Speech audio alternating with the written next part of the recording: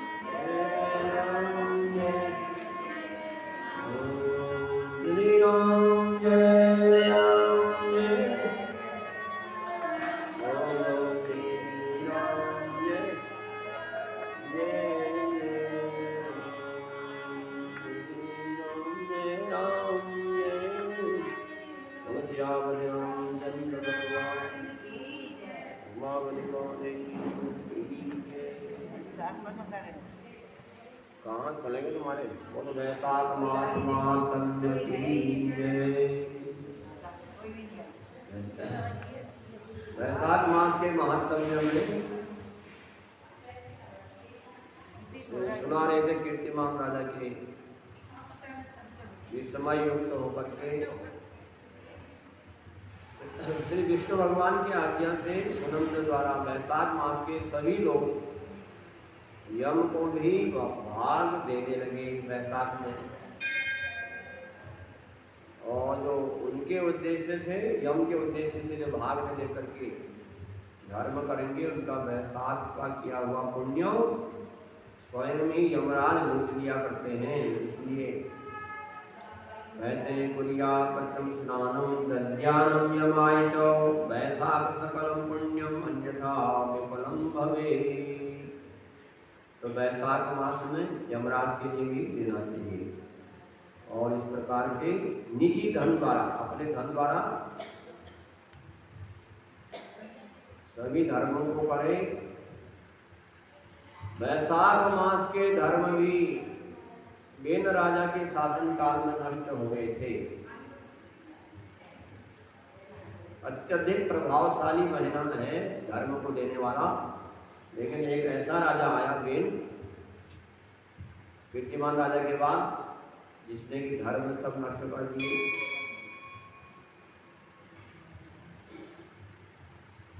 तो कहते हैं तब इसका वैशाख मास का धर्म का विस्तार नहीं हो पाया।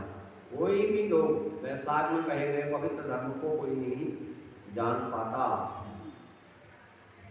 जब अनेक जन्मों के पुण्य इकट्ठा होते हैं तब जाकर के किसी को वैशाख मास के प्रति धर्म करने में बुद्धि उत्पन्न होती है।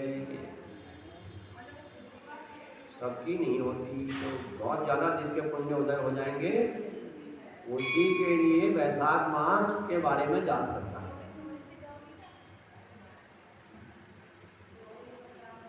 मैथिल राजा ने कहा कि मैंने तो सुना है कि राजा वेन पहले मनवंतर होगा। सुखदेव कहते हैं कि अनेक कल्पों की बात होती है,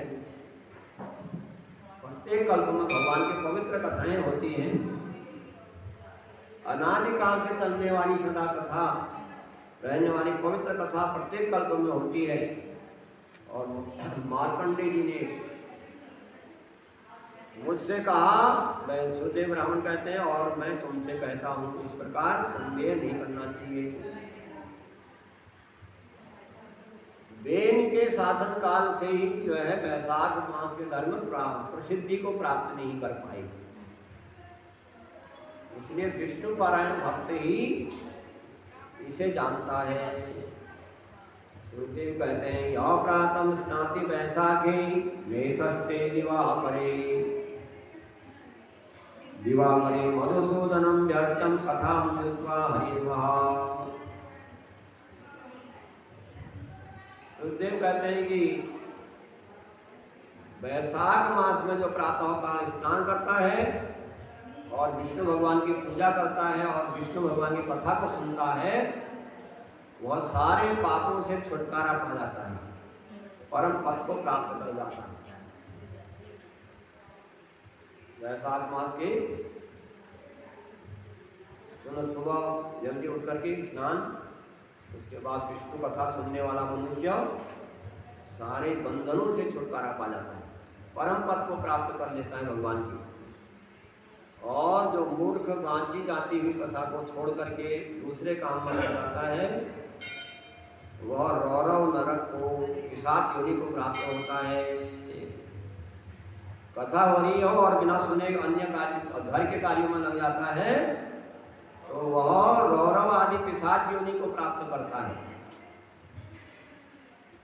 तो कथा के बारे में बताते हैं कि पावनम सज्जो धर्मम पुरातनम, भगवान की पवित्र कथाएं होती हैं।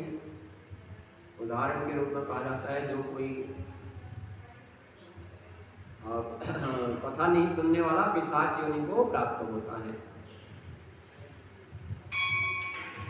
तो एक पुराना इतिहास, एक पुरानी कथा, जो कथा के बारे में बताई गई कि भगवान की कथा सुनने से क्या फल मिलता है, नहीं सुनने से क्या होता है। एक प्राचीन कथा, गोदावरी नदी के किनारे पर ब्रह्म क्षेत्र में दुर्वासा ऋषि के 2 शिष्य रहते थे। एक भगवान की भक्ति में श्रद्धा रखने वाला था,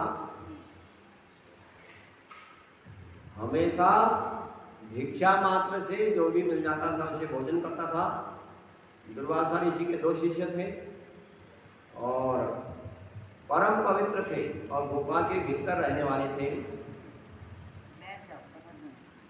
कहते हैं तपो मध्यम सत्यनिष्ठम सत्य विष्णु कथा परः शोकम अव्यावे प्रथम तो भाग्यवन्तः।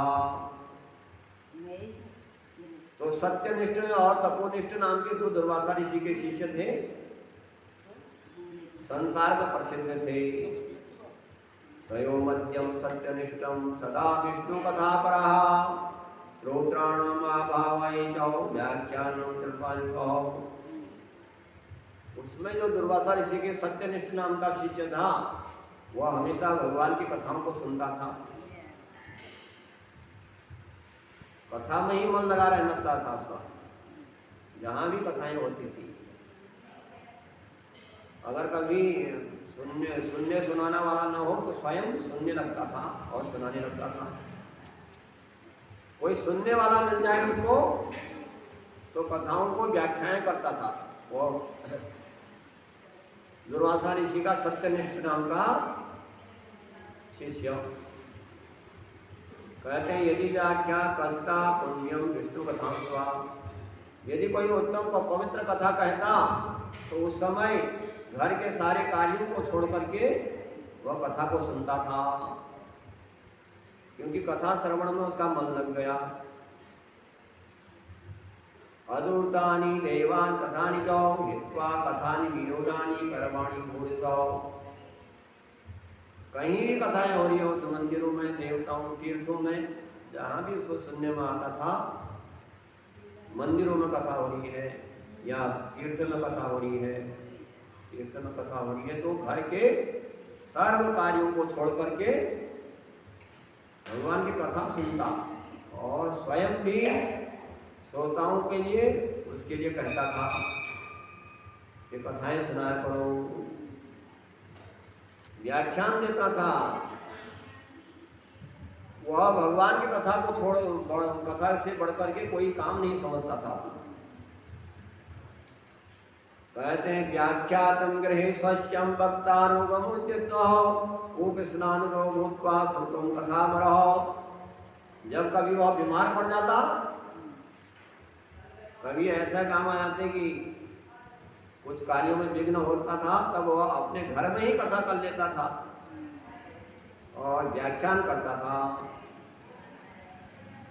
वह सत्यनिष्ठ नाम का दुर्वासा ऋषि का शिष्य कुएं पर स्नान करता और वहीं कथा अवश्य सुनता था। कहते हैं घर का काम कब करता था, कहा कि श्रोतम जन वंदनो विद्यते, कहा कि कथा का विश्राम के समय में कथाएं पहले पूरे दिन चलती थी, थोड़ा समय विश्राम का मिलता था। अब तो कोई आधा घंटा कभी सुनने को तैयार नहीं होता है, जबकि पहले पूरे दिन भर की कथाएं होती थी और दिन में विश्राम थोड़ा मिलता था। और कथा के विश्राम के अवसर पर वह दुर्वासा ऋषि का शिष्य घर के काम कर लेता था थोड़ा बहुत, क्योंकि कथा सुनने से मनुष्य को जन्म मरण के उससे छुटकारा पा जाता है, बंधन नहीं होते। जो कथाएं नहीं सुनते उसको ज्ञान नहीं होता, उसको कुछ पता ही नहीं होता संसार का। कहते हैं सत्व शुद्धोत्तम विष्णु पदाति गच्छति ही। इसमें कोई संदेह नहीं कि भगवान की कथा सुनने से मन पवित्र हो जाता है, सांसारिक दुख दूर हो जाते हैं। विष्णु भगवान में प्रेम होता है कथा सुनने से। कथा सुनने से क्या क्या लाभ है? एक तो मन पवित्र होता है, जैसे स्नान करने से शरीर पवित्र होता है, ऐसे कथा सुनने से मन पवित्र होता है। और दूसरा, उसके दुख कलेश दूर हो जाते हैं। और तीसरा, भगवान में लगन लग जाती है, प्रेम हो जाता है। और चौथा, साधु संतों में प्रेम बढ़ता है, साधु संतों से भी प्रेम हो जाता है। साधु संतों की सेवा करता है मनुष्य कथा सुनने वाला, क्योंकि भगवान को उसमें भी देखता है उन मनुष्यों। तो कहते हैं निरंजन गुणम ब्रह्मो सज्जो अवृद्धे ज्ञानहीनस्य वे पुंसाम कर्मं वे निष्फलं भवेत्। तो ज्ञान होता है, ज्ञान से जो कथा सुनने से क्या होता है? ज्ञान होता है। और ज्ञान से क्या होता है? प्रभु में ध्यान लगता है। और ज्ञान से हीन पुरुष को सारी कर्म निष्फल होते हैं। ज्ञान कब होता है? जब कथा सुनेगा, और कथा सुनेगा तो भगवान में मन लगेगा। और जब ज्ञानी नहीं होगा तो उसके कर्म उल्टे सुलटे होंगे, तो कर्म भी बेकार हो जाएंगे। तो कहते हैं बहुधाधायितं चापि अवन्दनिर्दर्पणम्। अनेक प्रकार के जो हम कर्म करते हैं वो ज्ञान के बिना कोई नहीं हो सकता। जो भी कर्म करते हैं सारे बेकार होते हैं। जैसे अंधे को शीशा दिखाना है, तो चिंतित मन से अनेक प्रकार के कर्म मन की पवित्रता के लिए होते हैं। जो भी हम प्रभु का ध्यान करते हैं, प्रभु की कथा सुनते हैं, वो करते हैं मन की पवित्रता के लिए करते हैं। और मन पवित्र हो जाने से मनुष्य का मन कथा श्रवण में लगता है। जिसका मन पवित्र होता है सा निर्मल जन मन वही पावा है, वही छल से दृढ़ भाव। भगवान कहते हैं कि मन जो पवित्र होता है तो भगवान में मन लगता है, कथा में मन लगता है। और कथा में मन लगता है तो ज्ञान होता है, और ज्ञान से प्रभु को ध्यान लगता है। और भगवान की कथा सुनने का फल बहुधा श्रवणम ध्यानम मनम श्रुति चोरितम यथा विष्णु कथा नास्ति यत्र साधुरानि। तो कथा सुनने में क्या करना चाहिए? श्रवण करना चाहिए। श्रवणम मननम चैव, उस कथा में क्या क्या है उसका मनन करना चाहिए, ध्यान करना चाहिए, मनन। और जहाँ भगवान विष्णु की कथा न होती हो और जहाँ साधु संत न रहते हो, ऐसा स्थान चाहे गंगा के किनारा ही क्यों ना हो, उस किनारे को भी छोड़ देना चाहिए जहाँ भगवान की कथा न होती हो। कितना बड़ा पवित्र तीर्थ क्यों हो, कथा ही नहीं हो रही वहाँ पर भगवान की। गंगा रूपी कथा जहाँ पर नहीं हो रही हो उसे छोड़ देना चाहिए, गंगा के किनारा भी। जहाँ तुलसी का वृक्ष न हो, जहाँ भगवान का मंदिर न हो, जहाँ भगवान का स्मरण नहीं किया जाता हो, वहाँ के लोग अंधे होते हैं, वहाँ अज्ञानी लोग होते हैं। वहाँ के लोग कुछ नहीं, वो मानसिक टेंशन में रहते हैं, दूसरे की ईर्ष्या जलन नहीं करते रहते हैं। तो कहते हैं जिस गांव में भगवान का विष्णु का मंदिर नहीं है, जहाँ भगवान की कथाएं नहीं होती, जहाँ साधु संत नहीं रहते, ऐसे स्थान में अगर मरेंगे तो 100 जन्म तक कुत्ते की योनि जाते हैं।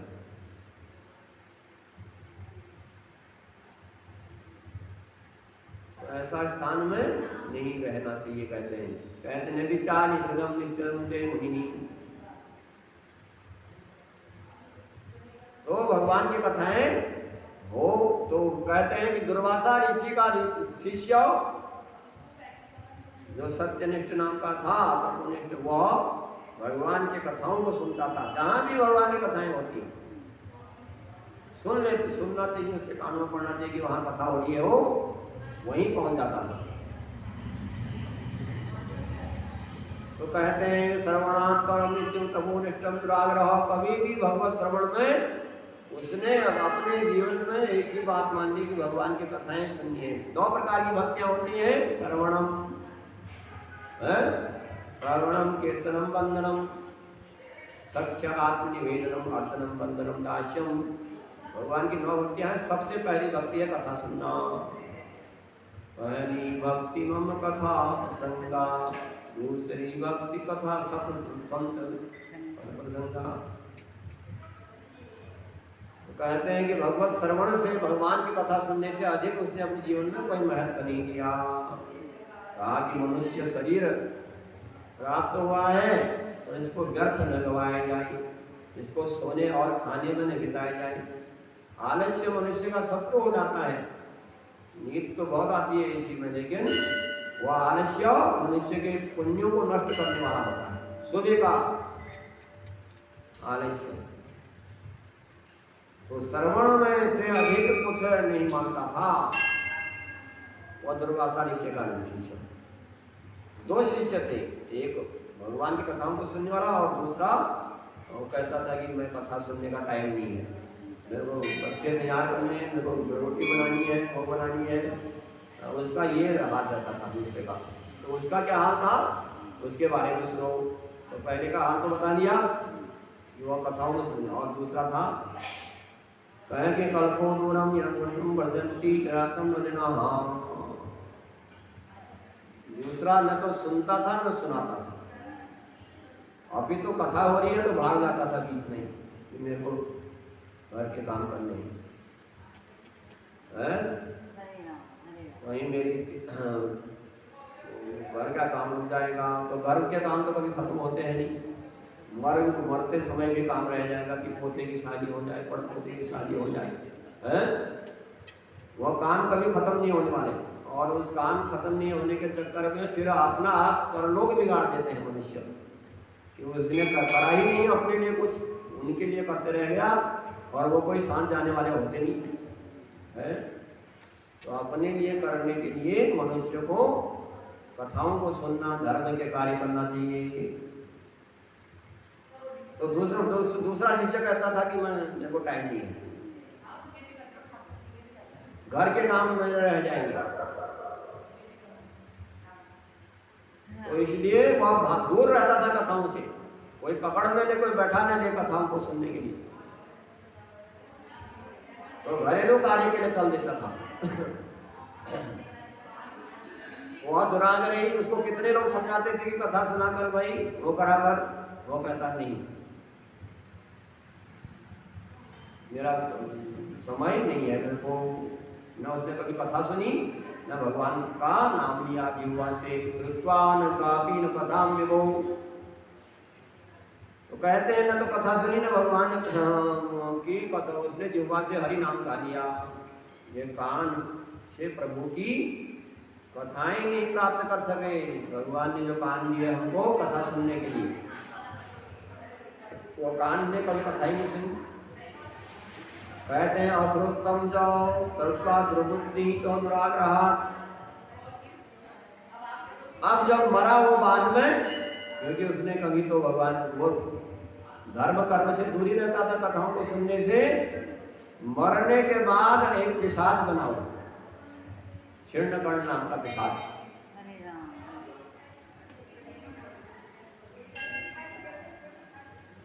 तो अब उसके ऐसे पिशाच बन गया, उसके होंठ और तालु सूखे रहते थे।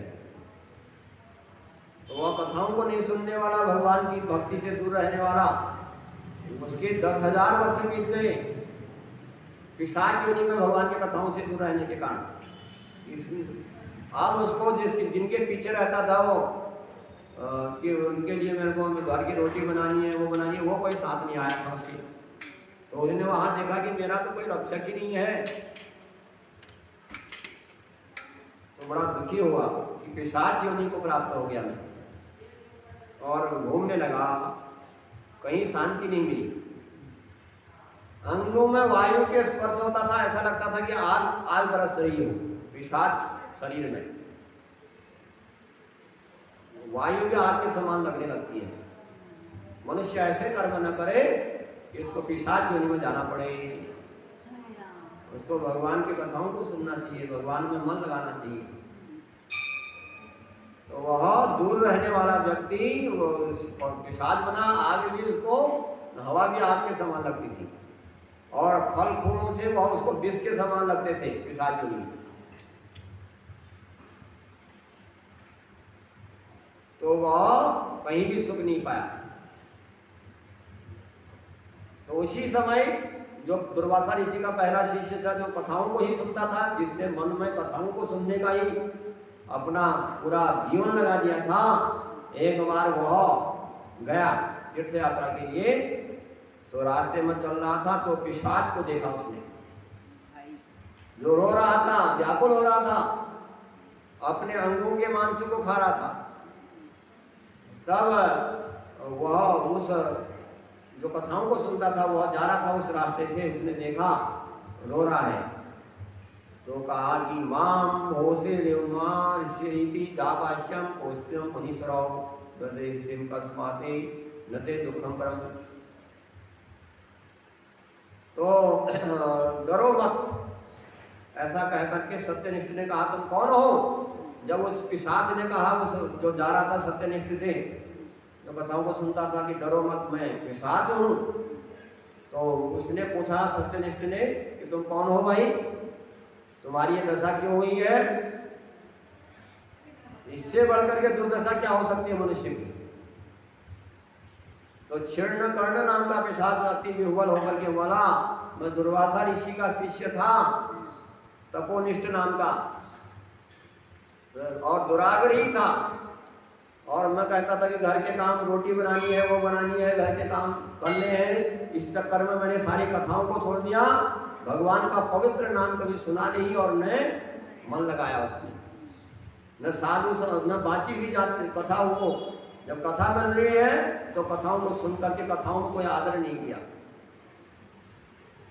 कथा तो हमने सुनी है, ऐसी भगवान की कथाओं में आदर नहीं करना मतलब भगवान के मन नहीं लगाना, भगवान से दूर रहते हैं ऐसे ऐसे लोगों से है। तो कहने लगा भगवान की कथाओं का मैंने आदर नहीं किया, भगवान की कथाओं का कर्म खत्म हो जाएगा, कर्म मेरा रुक जाएगा इस भावना से। तो आज मैं इस दुर्गति में पहुंच गया, पिशाच बन गया, छिन्नकर्ण नाम का पिशाच हो गया हूँ। जिस प्रकार दुख से बचाने वाला कोई किसी को देखता नहीं हूँ आज, जिस परिवार के चक्कर में मैंने कथाएं नहीं सुनी, जिनके लिए मैंने अपना जीवन समर्पण किया, उनको बचाने वाला मेरा कोई नहीं आया, आज मैं अपने सामने कोई किसी को नहीं देखता। तो इससे मेरे पाप चले गए, तो सारे पाप हो गए अपने सामने। तो कहने लगा कि अद्यम में देवता तुष्टो गुरु साधवश्चये हरिश्च प्रसन्नो भूतम तदस्ते दर्शनम मम। अब वो पिशाच कहता है कि आज मेरे देवता में से प्रसन्न हो गए। अद्य में देवता तुष्टा गुरुवासा, आज मेरे गुरु लोग में से प्रसिद्ध हो गए, संतुष्ट हो गए कि मेरे को आपके दर्शन हुए हैं, क्योंकि आपका दर्शन मुझे मिला तो आप मेरी रक्षा करिए। ऐसा रोता हुआ वह पिशाच दुर्वासा ऋषि के सत्यनिष्ठ नाम के जो शिष्य था उनके चरणों में गिर पड़ा। तब सत्यनिष्ठ ने उसको अपने चरणों से उठाया दोनों हाथों से, और हाथ में जल लेकर के उत्तम वैशाख मास का जो कथा सुनी थी उसने, उसका पुण्य उसको जो वैशाख सुनने का महात्म्य था, उस सुनने जो फल मिला था, उस पिशाच होने को प्राप्त उसके लिए दिया, उसको तारने के लिए। तो भगवान की कथा सुनने का फल क्या है कि पिशाच योनि से मुक्त कर दिया, तो दिव्य शरीर वाला हो गया। पिशाच योनि वाले को तारने के लिए जब वैशाख मास की कथा को सुनने का फल दिया था हाथ में जल लेकर के, तो उसका प्रभाव सुनो, कथा सुनने का, उसका पुण्य देने से वह विमान पर चढ़ करके विष्णु के परम पद वैकुंठ को चले गया। और उसके बाद सत्यनिष्ठ भी पैठानी ऋषि के पुरी के महात्मा श्रवण की इस विशेषता के बारे में सोचने लगे, और मन में सोचने लगे ओहो भगवान की कथा सुनने का कितना पुण्य होता है, एक पिशाच को भी तार दिया। तो श्रुतदेव ब्राह्मण श्रुतकीर्ति राजा जनक को एक कथा बताते हैं, कहते हैं कि श्रुतदेव कहते हैं यत्र विष्णु कथा पुण्या शून्य परम पवित्रता तत् सर्वाणि तीर्थानि क्षेत्राणि विंध्याचल।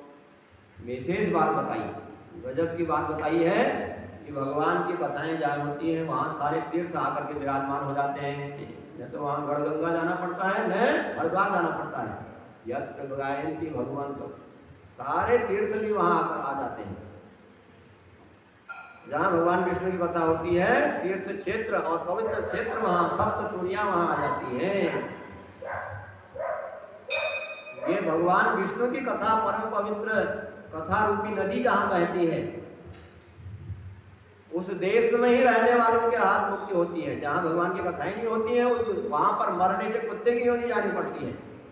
उस स्थान पर मरने से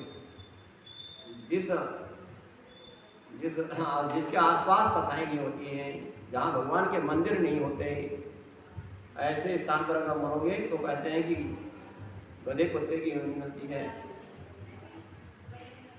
तो इसलिए कहते हैं सारे तीर्थ और उनका आगमन होता है। श्रुतदेव ब्राह्मण कहते हैं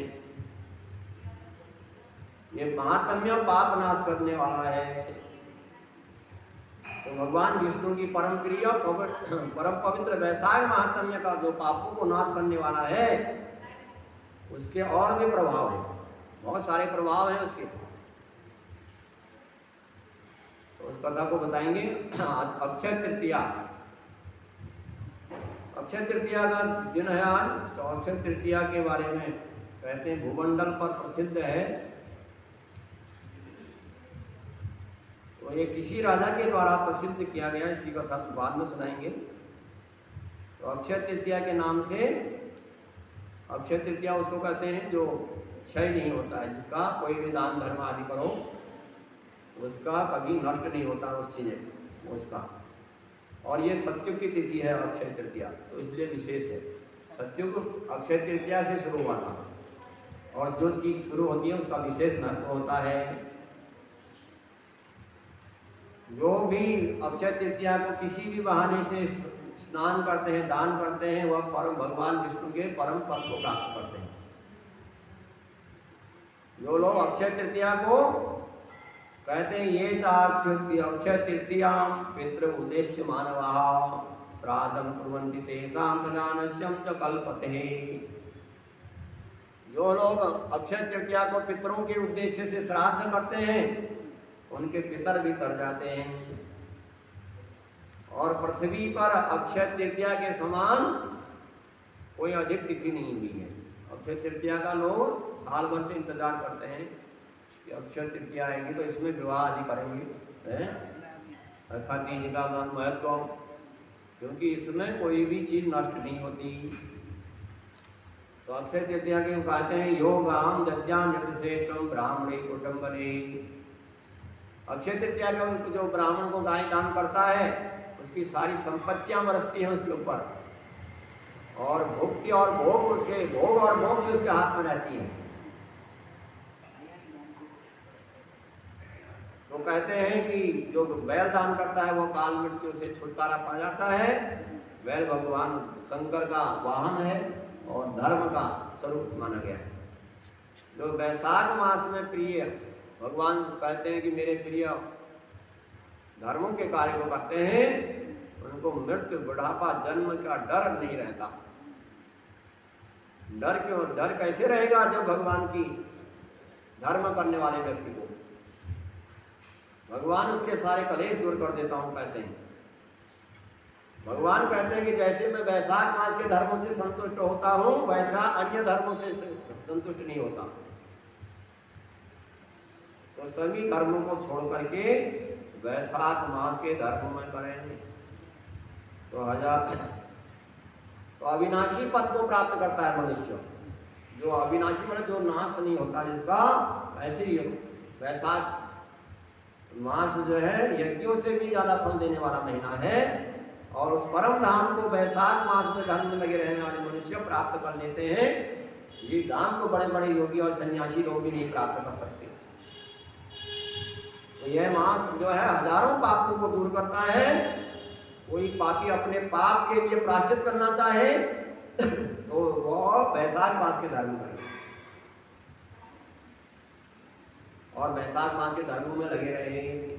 जिसने वैशाख मास के धर्म कर लिए उसने सब कुछ प्राप्त कर लिया। और भगवान कहते हैं कि भगवान ने अक्षय तृतीया के दिन भक्त को दर्शन दिए, और तत्पश्चात